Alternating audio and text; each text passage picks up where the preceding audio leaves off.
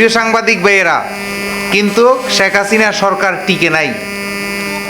যদি বর্তমান সরকার তারেক রহমান এগুলো সুষ্ঠু তদন্ত করে যদি বিচারের আওতায় যদি না আনে, আবার আরেকটা জুলাই হবে, যে জুলাইয়ের মধ্যে মানুষ এই তারেক রহমানকেও দেশ ছাড়া করতে বেশি সময় লাগবে না। যদি আপনি এই গুপ্ত বাহিনীর, এই বট বাহিনীর লাগাম টেনে যদি ধরতে না পারেন, তাহলে আপনি এখনই ক্ষমতা ছেড়ে দেন, সম্মানের সহিত বাঁচেন। আমরা 5ই আগস্টের পর ইউনূস সরকারের নির্যাতনে আমরা কোনো বিচার পাই নাই। আমরা জ্বলতে জ্বলতে কানতে কানতে কানতে কানতে সেনাবাহিনীর শুভবুদ্ধি উদয় হয়েছে, আপনাকে দেশে এনেছেন। আনার পরে আমরা শুকরিয়া আদায় করছি যখনই আপনি শাহজালালের মাজার জিয়ারত করেছেন। অথচ আপনি ক্ষমতায় আসার পরে আমার সুফি ভাই শামীমের উপরে নির্মম নির্যাতন হয়ে তাকে কুপিয়ে হত্যা করা হয়।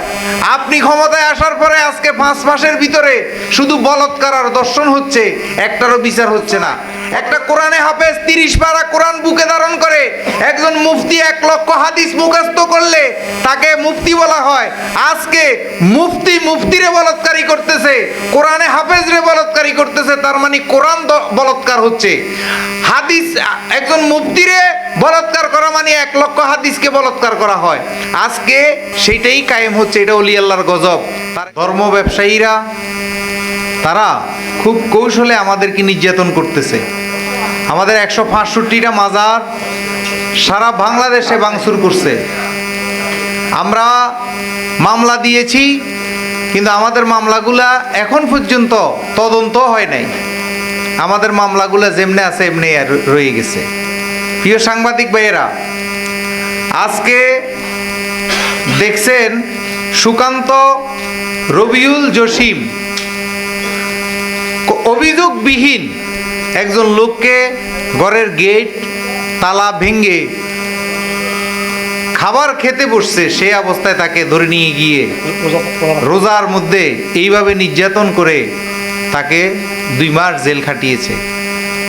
এর সুস্থ তদন্ত চাই, সুষ্ঠু বিচার চাই। যে দোষী তাকে বিচারের আওতায় যেন আনা হয়। প্রিয় সাংবাদিক ভাইয়েরা, যদি এইগুলার বিচার যদি না হয়, তাহলে বর্তমান সরকার তারেক রহমান ব্যর্থ সরকারে পরিণত হবে। 17 বছর প্রাক্তন প্রধানমন্ত্রী ক্ষমতায় ছিল।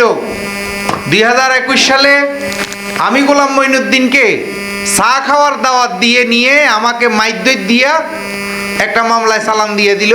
1 মাস জেল খেটে বের হইলাম। এখন পর্যন্ত প্রমাণ করতে পারে নাই যে আমি দোষী। তাইলে আমার কিন্তু 1 মাস জেলও হইলো, আমাকে মাইদ্যরও করলো। প্রিয় সাংবাদিক ভাইয়েরা, কিন্তু শেখ হাসিনা সরকার টিকে নাই। মানুষের মনে যেরকম ভাত রান্না করলে জলীয় বাষ্পর কারণে ঢাকনাটা ঠাস করে পড়ে যায়, তদ্রূপ যদি বর্তমান সরকার তারেক রহমান এগুলো সুষ্ঠু তদন্ত করে যদি বিচারের আওতায় যদি না আনে, আবার আরেকটা জুলাই হবে, যে জুলাইয়ের মধ্যে মানুষ এই তারেক রহমানকেও দেশ ছাড়া করতে বেশি সময় লাগবে না। তাই আমি অনুরোধ করব, আইনের সুশাসনের ব্যবস্থা করুন। না হলে যদি আপনি এই গুপ্ত বাহিনীর, এই বট বাহিনীর লাগাম টেনে যদি ধরতে না পারেন, তাহলে আপনি এখনই ক্ষমতা ছেড়ে দেন, সম্মানের সহিত বাঁচেন।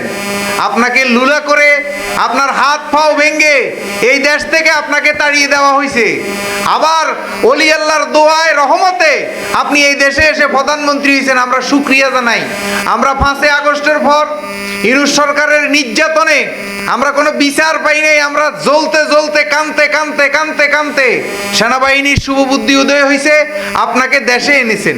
আনার পরে আমরা শুকরিয়া আদায় করছি যখনই আপনি শাহজালালের মাজার জিয়ারত করেছেন। অথচ আপনি শাহজালালের মাজার জিয়ারত করে আপনি নির্বাচন শুরু করেছেন, তখন আমাদের মনে শান্তি আসছে। সারা বাংলাদেশের সুফিবাদের লোকেরা আপনাকে ভোট দিয়ে প্রধানমন্ত্রী বানিয়েছেন। অথচ আপনি ক্ষমতায় আসার পরে আমার সুফি ভাই শামীমের উপরে নির্মম নির্যাতন হয়ে তাকে কুপিয়ে হত্যা করা হয়। আপনি ক্ষমতায় আসার পরে আজকে 5 মাসের ভিতরে শুধু বলৎকার আর দর্শন হচ্ছে, একটারও বিচার হচ্ছে না। অথচ দেখেন আমাদের দেশের আলেম সমাজরা সামান্য একটু কোরআন অপমান হলে রাসূলের বিরুদ্ধে কেউ একটু বললে তারা লাভ দিয়ে ফাঁসি চাই নামে। আর অথচ একটা কোরআনে হাফেজ 30 পারা কোরআন বুকে ধারণ করে একজন মুফতি 1 লক্ষ হাদিস মুখস্থ করলে তাকে মুফতি বলা হয়। আজকে মুফতিরে বলৎকারী করতেছে, কোরআনে হাফেজ রে বলৎকারী করতেছে, তার মানে কোরআন বলৎকার হচ্ছে। হাদিস একজন মুফতিরে বলৎকার করা মানে 1 লক্ষ হাদিসকে বলৎকার করা হয়। আজকে সেইটাই কায়েম হচ্ছে। এটা ওলি আল্লাহর গজব। তারেক রহমানকে অনুরোধ করব, আজকে যেই ঘটনা নিয়ে, যেই উদ্দেশ্য নিয়ে সৈয়দ তহিদুল ইসলাম শাহিন নুরী একজন আওলাদে রসুল, তার সুরুটটার দিকে আপনারা তাকাইলে আল্লাহর রাসূল বলেছেন যে একজন মানুষের শুরুতের দিকে তাকাইলে বোঝা যায় সে কি গাজরটি না হিরুনসি না সুদখোর না মিথ্যাবাদী না টাউট, একটা নিষ্পাপ নিষ্কলঙ্ক মানুষ। ওনার সাথে আমি আজকে 20 বছরের মতো চলাফেরা করি। সেই লোকটাকে নির্মমভাবে এইভাবে অত্যাচার করে তার প্রস্রাবের রাস্তা দিয়ে পর্যন্ত রক্ত গেছে। আপনারা শুনেছেন তার কান্না, বুক ভরা ব্যথা নিয়ে আপনাদের মাঝে আমরা উপস্থিত হয়েছি। কেন হয়েছি? আপনাদের মাধ্যমে এই সাংবাদিকরাই পারে দেশটাকে সুন্দর করতে। আপনারা দেখেছেন রোজার ঈদের আগে একটা মাদ্রাসার মধ্যে বোম ফাটি একটা ছেলের পা উড়ে গেছে, কিন্তু অনেক সাংবাদিক সাহস করে নাই এই খবরগুলো প্রচার করতে। কেন? এদের কি এত বড় হাত হয়ে গেছে? এই রাজাকারদের কি এত বড় হাত হয়ে গেছে? রে আমাদের এই বাংলাদেশে সুফিবাদের এই শান্তির দেশে অশান্তি সৃষ্টি করবে। এই মাদ্রাসাগুলোর মনিটরিং এর দরকার আছে। এই মাদ্রাসা দেখেন আজ পর্যন্ত একটা মাজারে হাজার হাজার নারী পুরুষ যায়। আপনারা বলেন একটা মাজারে দর্শন হয়েছে, একটা মাজারে আকাম কুকাম হয়েছে? আর অথচ প্রতিনিয়ত মাদ্রাসার মধ্যে বলৎকারী হচ্ছে, প্রতিনিয়ত মাদ্রাসার মধ্যে জঙ্গি বোম ফাটতেছে, মাদ্রাসার ছাত্ররা পিস্তল লয়ে ঘুরতেছে, প্রতিনিয়ত এগুলো হচ্ছে। এরা কারা? এরা হলো ইহুদির দালাল। এরা কোরআন বুঝে না, এরা হাদিস বুঝে না, এরা ইসলাম যে শান্তির একটা ধর্ম, ইসলামের মূল ভাষ্যই হলো আমার হাত দ্বারা, মুখ দ্বারা, পাও দ্বারা কেউ কষ্ট পাবে না, এটা হলো ইসলাম। তারা কোন ইসলাম প্রচার করতেছে? দরিয়ালাও মারিয়ালাও। দেখেন আমাদের আইডি গুলাতে ঢুকে আমরা কাউকে খারাপ কমেন্ট করছি কিনা, আর তারা শুধু গালাগালি। এগুলো কি গালাগালির ধর্ম? ইসলামে কি এটা আছে যে শুধু গালাগালি করো?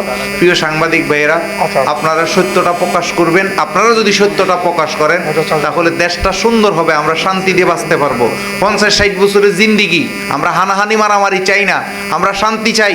এই মাজারপন্থীরা এতগুলো মাজার বানছে, একজন খাদেম, একজন সুফিবাদী লোক কাউকে আক্রমণ করছে একটা প্রমাণ দেখান। আমরা মাজার ভাঙছে, আমরা কইছি শুকর আলহামদুলিল্লাহ, একটা টর্নেডো আসছে, একটা ঘূর্ণিঝড় আসছে, মাজার আবার 500 বছর পরে হবে, সমস্যা নাই, কিন্তু কাউকে আক্রমণ করা যাবে না। কিন্তু তারা আক্রমণ করে থেমে থাকে নাই, তারা এখন অবজারভেশনে আছে। 165টা ভেঙে তারা অবজারভেশনে আছে।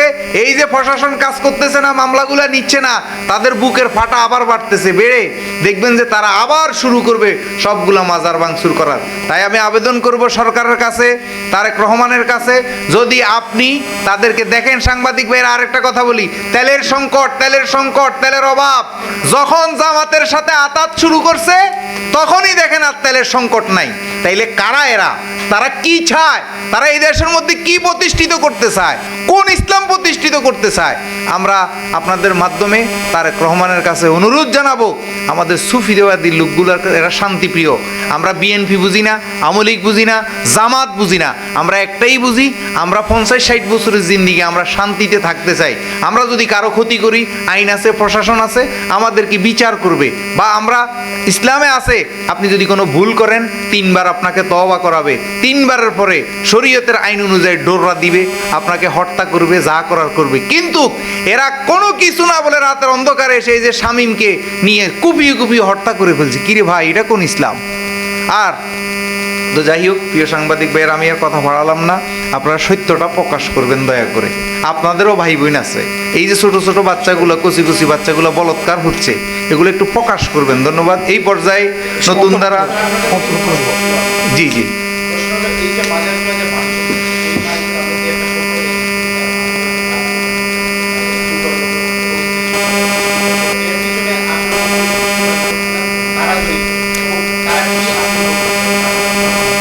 এরা এরা হইলো আমরা ভিডিও ফুটেজ আছে আমাদের কাছে, এরা জামাত ছাত্র শিবিরের ছেলে ফেলে আর হইলো কমই তহিদি জনতা। এরা মূলত আমাদেরকে সুফিদের বিরুদ্ধে, সুফিরা সত্য কথা বলে, সুন্দর কথাগুলো মানুষকে বুঝিয়ে সুপথে আনে। এরা চায় যে মানুষ সুপথে না আসুক, হানাহানি মারামারির দিকে থাকুক। এরাই এই আমরা যেমন দেখতে পাই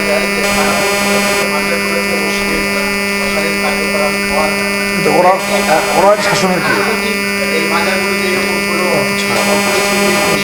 না না, এরকম কোনো সৃষ্টি হয় না। ওরা অশালীন, ওরা এই অশ্লীলতা সৃষ্টি করতে চায়। মূলত মাজারগুলোর মধ্যে দেখেন খুব শান্তিপ্রিয়ভাবে আমরা দেশের আইন মানি, দেশের আইন কানুন মেলেই আমরা সুন্দরভাবে চলি। তারা যে অভিযোগগুলো আনে এগুলো হলো ভুয়া অভিযোগ, এনে সুনির্দিষ্ট কোনো অভিযোগ নাই। একটা কথা জানতে চাচ্ছিলাম যে আসলে আমরা জামাত ইসলাম সম্পর্কে, জামাত ইসলাম বলতে সারা ইসলাম এবং আমাদের যে সঠিক রাস্তায় এটা আপনি কিভাবে